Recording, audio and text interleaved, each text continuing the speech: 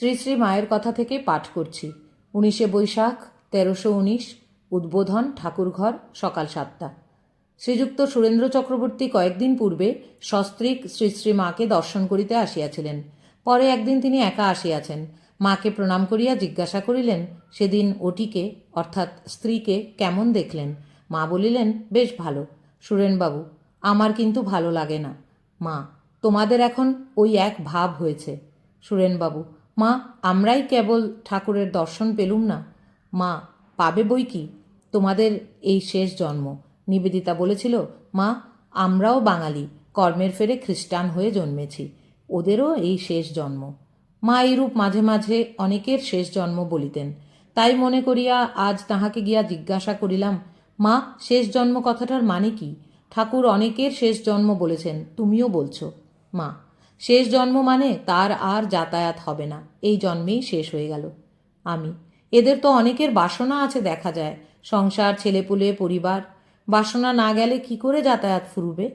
মা, তা তিনি অর্থাৎ ঠাকুর যাকে যা বলেছেন সব সত্য তো, মিথ্যা তো হবার জো নেই। এখন বাসনা থাকুক আর যাই করুক, তিনি দেখেছেন শেষে তা থাকবে না, তিনি বুঝতে পেরেছিলেন। আমি, তাহলে শেষ জন্ম মানে কি নির্বাণ? মা, তা বই কি, হয়তো দেহ যাবার সময় মন নির্বাসনা হবে। আমি, মা, ঠাকুর অনেককে আপনার জন বলেছেন, এর মানে কি?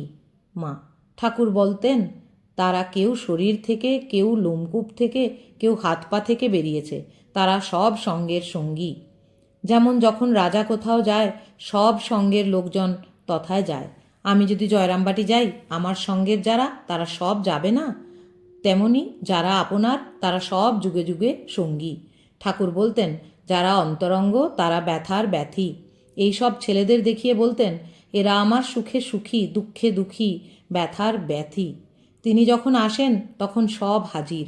নরেনকে সপ্তর্ষি থেকে এনেছিলেন, তাও সবটা আসেনি। শম্ভু মল্লিককে মা কালীর পেছনে দেখেছিলেন দক্ষিণেশ্বরে কালীঘরে ধ্যান করার সময়। বলরামবাবুকে যেমন চেহারা অমনি দেখেছিলেন।